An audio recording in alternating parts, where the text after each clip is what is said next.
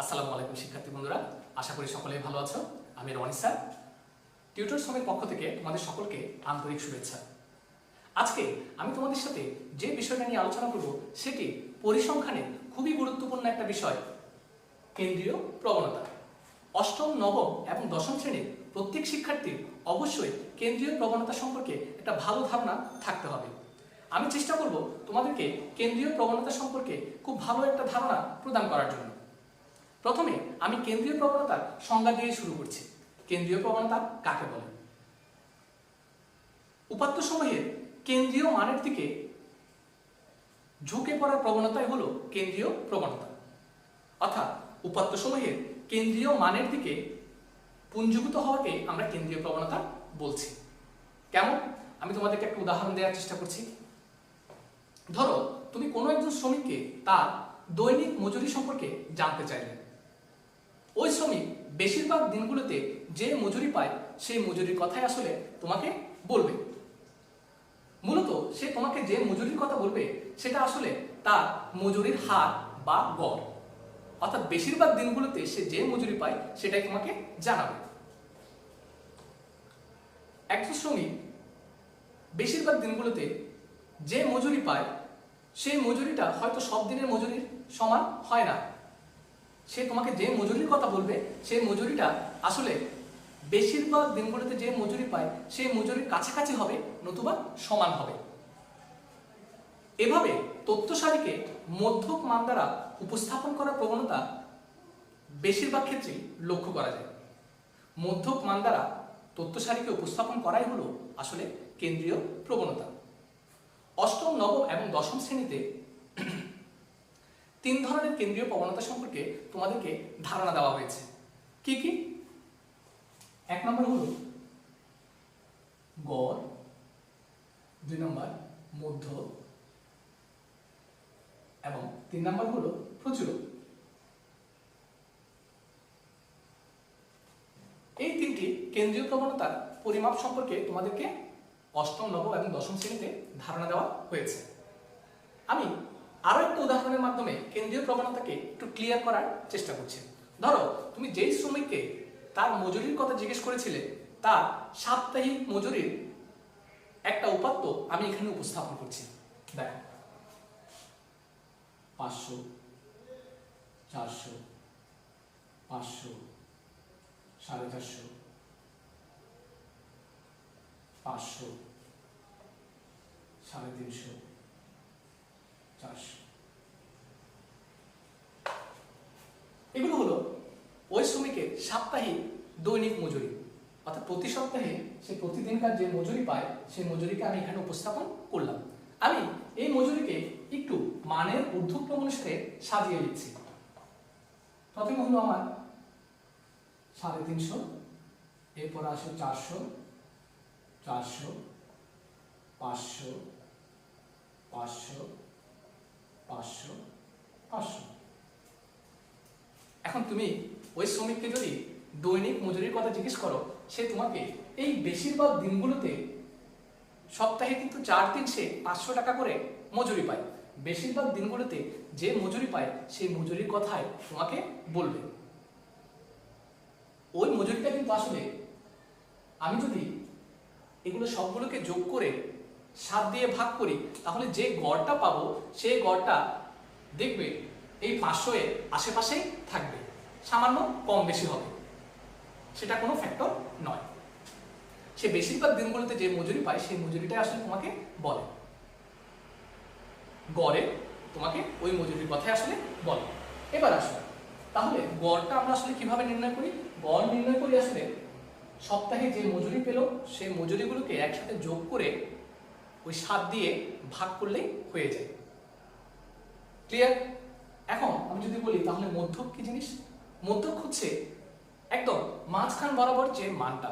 একটু খেয়াল করো, এখানে মাঝখানে যে ভ্যালুটা সেটা হচ্ছে 500। অর্থাৎ কেন্দ্রীয় মান দ্বারা উপস্থাপন করা, কেন্দ্রীয় মান দ্বারা তথ্য সারিকে উপস্থাপন করাই হচ্ছে মধ্যক। এখানে কেন্দ্রীয় মান হচ্ছে 500। তোমাকে শ্রমিক ওই 500 টাকার কথাই বলে, অর্থাৎ বেশিরভাগ দিনগুলোতে যে মজুরি পায় সেই মজুরি সম্পর্কে তোমাকে বলে। এবার আসো, যদি বলে প্রচুরক, প্রচুরক কোনটা? কোনো তথ্য সারিতে যে উপাত্তগুলো থাকে সেখানের মধ্যে সবচেয়ে বেশি সংখ্যক বার যে উপাত্তটা থাকে সেটাই হচ্ছে তোমার প্রচুরক, যে সংখ্যাটা সবচেয়ে বেশি বার থাকে। এখানে 500 আছে 4 বার, সবচেয়ে বেশি সংখ্যক বারই আছে 500, তাহলে প্রচুরক হবে কত? 500। ক্লিয়ার ব্যাপারটা? আশা করি কেন্দ্রীয় প্রবণতা সম্পর্কে তোমরা কিছুটা হলেও ধারণা পেয়েছো। আজকে আমরা কিভাবে কোনো একটা তথ্য সারি বা কোনো উপাত্ত তোমাদেরকে দেওয়া থাকলে সেখান থেকে কিভাবে গড় নির্ণয় করতে হয় সেই ব্যাপারটা জানবো, এবং ধাপে ধাপে মধ্যক ও প্রচুরক সম্পর্কে আমি ভিডিও লেকচারের মাধ্যমে তোমাদেরকে মধ্যক প্রচুরক নির্ণয় করা শিখিয়ে দিব। ধরো তোমাকে 10 জন শ্রমিকের দৈনিক মজুরি সম্পর্কে একটা তথ্য দেওয়া আছে বা উপাত্ত দেওয়া আছে, সেখান থেকে তোমাকে গড় নির্ণয় করতে হবে। তুমি কিভাবে গড় নির্ণয় করবে? এতক্ষণে অনেকে নিশ্চয়ই বুঝতে পেরে গেছো কিভাবে গড় নির্ণয় করতে হবে। খুব সহজ পদ্ধতি যেটা, সেটা হচ্ছে শ্রমিকের দৈনিক মজুরিকে যোগ করে 10 দিয়ে ভাগ করে দিলে খুব সহজে গড় পাওয়া যায়। অর্থাৎ দৈনিক মজুরির যোগফল ডিভাইডেড বাই শ্রমিকের সংখ্যা, ভাগ করলেই চলে আসবে দৈনিক মজুরির গড়। তো এভাবে তো গড় নির্ণয় করা যায়। আরো একভাবে আমরা গড় নির্ণয় করতে পারি, অর্থাৎ সারণী তৈরির মাধ্যমেও গড় নির্ণয় করা যায়। সেটা কিভাবে? আসো সেটা একটু দেখার চেষ্টা করি। প্রথমে আমাদেরকে যে উপাত্ত দেওয়া আছে সেই উপাত্তকে মানের ঊর্ধ্বক্রম অনুসারে আমরা সাজিয়ে নেব। কিভাবে? মানের ঊর্ধ্বক্রম অনুসারে সাজিয়ে কি পাচ্ছি?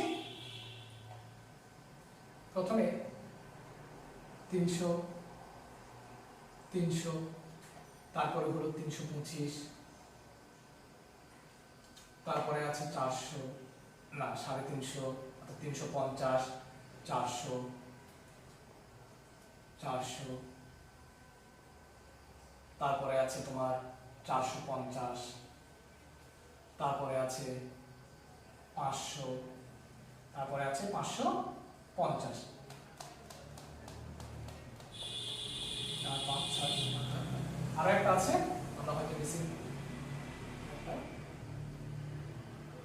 500 আছে 2 বার, 500, 550 আমরা মানের ঊর্ধ্বক্রম অনুসারে সাজিয়ে লিখলাম। এবার আমরা আসো সারণীটা তৈরি করি।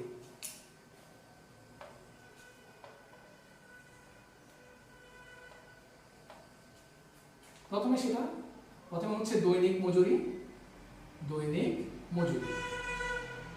দৈনিক মজুরিকে আমরা xi দ্বারা নোট করলাম। তারপরে আসো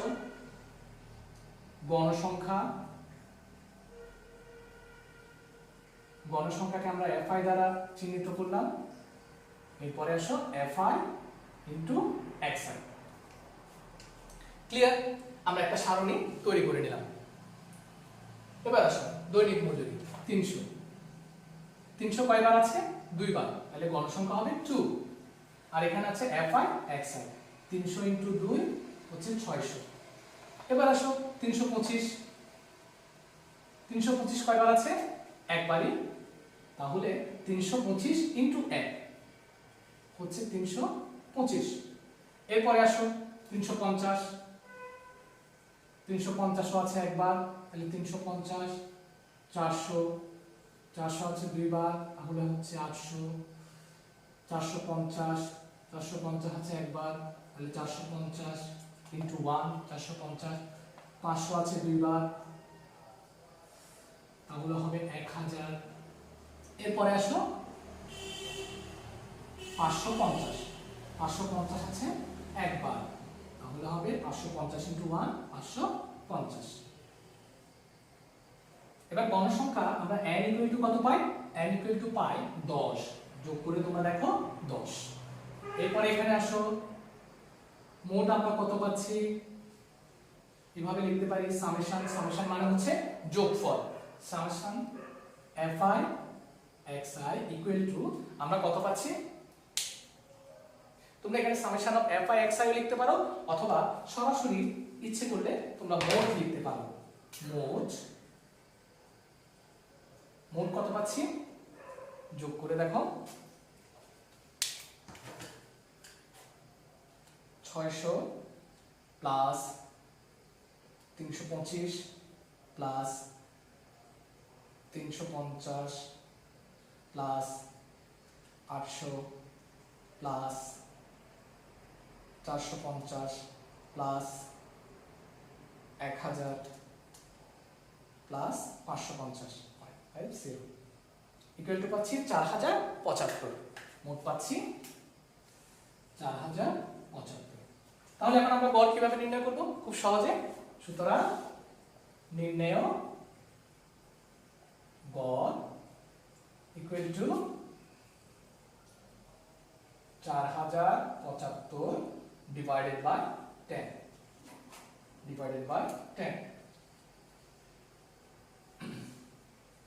407.5। তাহলে শ্রমিকদের দৈনিক আয় গড়ে কত টাকা হবে? গড়ে হবে 407.5 টাকা। তোমরা ইচ্ছে করলে এই সবগুলো মজুরিকে যোগ করে 10 দিয়ে ভাগ করে দিলেও সহজে গড় পেয়ে যাবে। অর্থাৎ আমরা সরাসরিও গড় নির্ণয় করে ফেলতে পারছি, অথবা সারণীর মাধ্যমেও গড় নির্ণয় করতে পারি। ক্লিয়ার?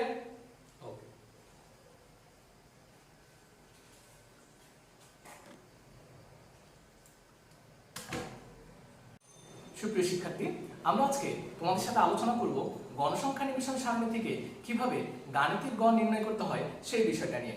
তোমাদেরকে যদি গণসংখ্যা নিবেশন সারণী দেওয়া থাকে, তবে সেখান থেকে কিভাবে গাণিতিক গড় নির্ণয় করবে সেটাই আমরা আজকে তোমাদেরকে দেখাবো। তাহলে আসো, গাণিতিক গড় নির্ণয় করতে হলে আমাদের 4টা কলাম লাগবে। 1টা 2টা 3টা 4টা। প্রথম কলামে আমরা লিখেছি শ্রেণী ব্যাপ্তি। তোমরা ইচ্ছে করলে এখানে প্রাপ্ত নম্বরও লিখতে পারো। এরপর আছে শ্রেণী মধ্যমান। শ্রেণী মধ্যমানকে আমরা xi দিয়ে দেখালাম। এরপরে আছে গণসংখ্যা fi। এরপরে আছে গণসংখ্যা ইনটু শ্রেণী মধ্যমান, অর্থাৎ fi ইনটু xi। এবার আসো, এখানে প্রথম শ্রেণী হলো 21 থেকে 30। প্রথম শ্রেণীর ঊর্ধ্বসীমা হচ্ছে 30, নিম্নসীমা হচ্ছে 21। আমরা প্রথম শ্রেণী মধ্যমান কিভাবে নির্ণয় করব? শ্রেণী মধ্যমান নির্ণয় করতে হয় ঊর্ধ্বসীমা প্লাস নিম্নসীমা ডিভাইডেড বাই 2, অর্থাৎ 30 প্লাস 21 ডিভাইডেড বাই 2 করলে আমরা পেয়ে যাই শ্রেণী মধ্যমান 25.5। এরপরে 40 প্লাস 31 ডিভাইডেড বাই 2 আমরা পেয়ে যাই 35.5। এরপরে গুলো আমি লিখে দিচ্ছি 45.5, 55.5, 65.5, 75.5, 85.5, 95.5। এবার আসো গণসংখ্যা। গণসংখ্যা তো আমাদেরকে দেওয়াই আছে, আমি লিখে দিচ্ছি 5, 8। তৃতীয় শ্রেণীর ক্ষেত্রে আসছে 30, তারপরে 15, তারপরে 35, তারপরে 25, তারপরে হচ্ছে 5 এবং সর্বশেষ হচ্ছে 4। এবার আসো শ্রেণী মধ্যমান ইনটু গণসংখ্যা। আমি শ্রেণী মধ্যমান ইনটু গণসংখ্যা এই ব্যাপারটা আগে থেকেই করে রেখেছি, গুণফলটা আমি লিখে যাচ্ছি। প্রথমে 25.5 এর সাথে 5 গুণ করলে হয় 127.5। এরপরে 35.5 এর সাথে 8 গুণ করলে হয় 284। এরপরে আসে 591.5। এরপরে 832.5। এরপরে আসো 65.5 এর সাথে 35 গুণ করলে আমরা পাচ্ছি 2292.5। এরপরে আমরা পাচ্ছি 1887.5। এরপরে আমরা পাচ্ছি 427.5 এবং সর্বশেষ 95.5 এর সাথে 4 গুণ করলে আমরা পাচ্ছি 382। তাহলে গণসংখ্যা ইনটু শ্রেণীর মধ্যমানও আমরা পেয়ে গেলাম। এখন এখানে দেখো আমরা আমাদের মোট গণসংখ্যা n হচ্ছে 110, অর্থাৎ এগুলো সবগুলো যোগ করলে আমরা পাই 110। এরপরে summation of fi xi, summation মানে হচ্ছে যোগফল, অর্থাৎ সবগুলো গণসংখ্যা ইনটু শ্রেণীর মধ্যমানের যোগফল নির্ণয় করলে আমরা পাই 68683। তাহলে আমাদের সামেশন অফ fi xi নির্ণয় করা শেষ। আমরা এখন গড় নির্ণয় করব। সুতরাং গাণিতিক গড়, তোমরা এই সারণীর নিচে লিখবে গাণিতিক গড়। আমার জায়গা নেই বিদায় আমি এখানে লিখছি summation of fi xi divided by 110 divided by n equal to 110 উপরে হচ্ছে 6873 আর ভাগ করলে আমরা পেয়ে যাই 62 আমরা একটু ভাগ করে দেখছি 6873 divided by 110 equal to 62.48। সুতরাং নির্ণেয় গাণিতিক গড় 62.48। আমি আশা করি তোমরা গণসংখ্যা ডিভিশন সারণী থেকে কিভাবে গাণিতিক গড় নির্ণয় করতে হয় সে ব্যাপারটা বুঝতে পেরেছো। প্রত্যেকটা ক্ষেত্রে এই ধরনের গণসংখ্যা ডিভিশন সারণী দেওয়া থাকলে তোমরা এভাবে গাণিতিক গড় নির্ণয় করবে। ক্লিয়ার? এবার তোমাদেরকে ছোট্ট একটা ব্যাপার আমি বলার চেষ্টা করছি, সেটা হলো এখানে আই মানে হচ্ছে ইনিশিয়াল অর্থাৎ প্রাথমিক। fi xi এই কথাটা আমি যদি i equal to 1 লিখি তাহলে আমার এখানে হবে f1 x1। f1 x1 মানে হচ্ছে প্রথম শ্রেণীর মধ্যমান ইনটু গণসংখ্যা। যদি i equal to 2 লিখি, তখন এখানে হবে f2 x2। এটার অর্থ হচ্ছে দ্বিতীয় শ্রেণীর মধ্যমান ইনটু গণসংখ্যা। যদি i equal to 3 লিখি তাহলে হবে তৃতীয় শ্রেণীর মধ্যমান ইনটু গণসংখ্যা, অর্থাৎ 45.5 ইনটু 13। ক্লিয়ার এই ব্যাপারটা? ওকে। এখন তোমরা আমাকে বলতে পারো স্যার এখানে x1 মানে হচ্ছে প্রথম শ্রেণীর মধ্যমান, i equal to 2 লিখলে x2 মানে হচ্ছে দ্বিতীয় শ্রেণীর মধ্যমান। ঠিক একই ভাবে গণসংখ্যার ক্ষেত্রেও সেম কথাগুলো প্রযোজ্য। বুঝতে পেরেছো? এবার আসো আমরা একই সারণী থেকে কিভাবে সংক্ষিপ্ত পদ্ধতিতে গড় নির্ণয় করতে হয় সে ব্যাপারটা একটু জানি। কিছুক্ষণ আগে আমরা এই সারণী থেকে কিভাবে গাণিতিক গড় নির্ণয় করতে হয় সেটা দেখেছিলাম। গাণিতিক গড় নির্ণয় করার জন্য আমরা 4টা কলাম তৈরি করেছিলাম। একটা ছিল শ্রেণীব্যাপ্তি, শ্রেণী মধ্যমান, গণসংখ্যা এবং সর্বশেষটা ছিল গণসংখ্যা ইনটু শ্রেণী মধ্যমান অর্থাৎ fi xi। সংক্ষিপ্ত পদ্ধতিতে গড় নির্ণয় করার জন্য আমার fi xi এর অর্থাৎ গণসংখ্যা ইনটু শ্রেণী মধ্যমানের প্রয়োজন পড়বে না। আমার নতুন দুটো কলাম তৈরি করতে হবে, একটা হচ্ছে ধাপ বিচ্যুতি আর একটা হচ্ছে গণসংখ্যা ইনটু ধাপ বিচ্যুতি অর্থাৎ fi ইনটু ui। ক্লিয়ার? এবার আসো আমি এখানে সংক্ষিপ্ত পদ্ধতিতে গড় নির্ণয় করার জন্য শ্রেণীব্যাপ্তি, শ্রেণী মধ্যমান এবং গণসংখ্যা আগে থেকে লিখে রেখেছি। এবার ধাপ বিচ্যুতি সম্পর্কে একটু বলবো। ধাপ বিচ্যুতির ক্ষেত্রে আমাদের যে কাজটা করতে হবে সেটা হচ্ছে প্রথমে খেয়াল করো এখানে কয়টা শ্রেণী, 1 2 3 4 5 6 7 8, 8টা শ্রেণী অর্থাৎ জোড় সংখ্যক এখানে শ্রেণী আছে। যদি জোড় সংখ্যক শ্রেণী থাকে তবে তোমরা প্রথমে মাঝখানের দুটো শ্রেণীর গণসংখ্যাকে নোট করবে। মাঝখানে দুটো শ্রেণী হবে এটা আর এটা। দেখো উপরে 3টা শ্রেণী, নিচে 3টা শ্রেণী, মাঝখানের শ্রেণী হচ্ছে এই দুটো। এই দুটোতে যার গণসংখ্যা সবচেয়ে বেশি, আমি আবার বলছি, এই দুই শ্রেণীতে যার গণসংখ্যা সবচেয়ে বেশি তোমরা সেই জায়গাটায় 0 নিবে। ধাপ বিচ্যুতিতে সেই জায়গায় 0 নিবে। এখন আমায় কোয়েশ্চেন করতে পারো স্যার বিজোড় সংখ্যক শ্রেণী থাকলে তখন কি করব? বিজোড় সংখ্যক শ্রেণী থাকলে একদম মাঝ বরাবর শ্রেণীতে পরবর্তীতে ধাপ বিচ্যুতি যেখানে থাকবে সেখানে 0 নেবে, একদম মাঝ বরাবর 0 নেবে। ক্লিয়ার? এবার আসো আমরা 0 নিলাম, তাহলে 0 এর উপরের দিকে হবে -1, সব সময় উপরের দিকে -1, -2, -3, -4। ক্লিয়ার? এবার নিচের দিকে যতটা শ্রেণী থাকবে নিচের দিকে হবে +1, 2, 3। ক্লিয়ার? এটুকু ক্লিয়ার? এবার তোমরা একটা ব্যাপার এখান থেকে আমি ui লিখে রেখেছি xi - a / h। h হচ্ছে আমার শ্রেণী ব্যবধান।